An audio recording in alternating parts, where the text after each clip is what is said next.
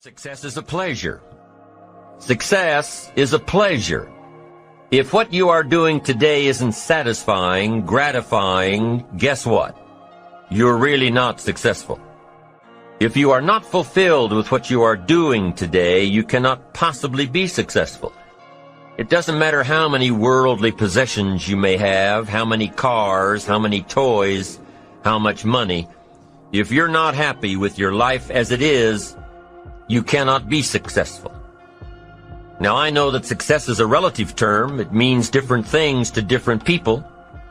To a school kid, success may mean a star on top of his latest test. To a homemaker, it probably means that she has a well-run household and a wonderful family.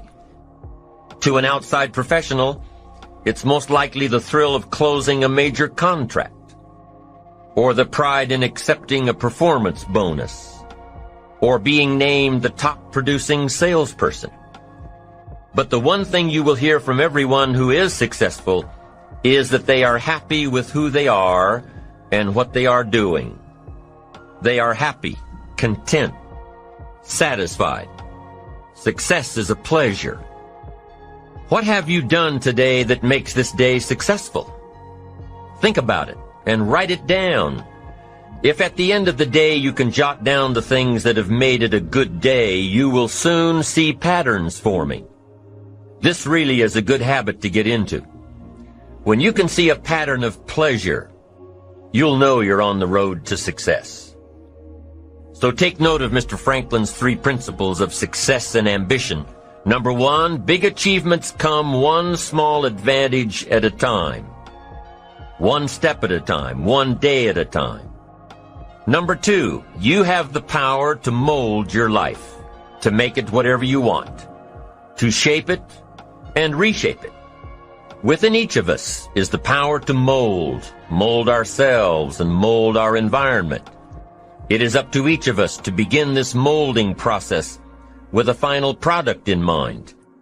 And it is within our power to work it and form it every minute, every day, every month, every year.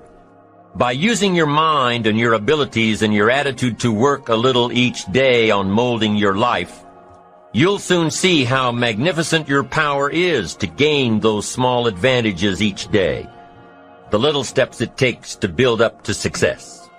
And number 3, success is measured through pleasure. This is the key one. Success is measured through pleasure. You've got to be happy along the way. You've got to learn to give yourself a pat on the back. Good job, you need to tell yourself. I'm proud of me today. You've got to be happy. You've got to learn to enjoy the process. These are really common sense ideas. They're practical. And William James agreed. He's another American great, one of the most notable philosophers and psychologists in our history. And he founded a philosophy called pragmatism. To be pragmatic is to be practical, to test the validity of a concept by its practical results, to actually question something and rate its usefulness by what it can do for you, to hear a method of doing something and figuring out if it's even worth your while. One of the issues Mr. James dealt with in his lifetime was, what does it mean to be a success, a significant person? After years of pondering this question, William James described success as a combination of 2 things. Number 1, an inner ideal which is followed persistently with courage.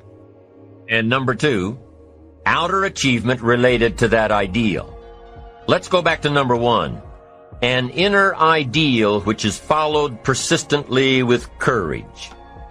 I take that to mean defining a goal and having the resolve to complete it. No matter what, I'll do it or die.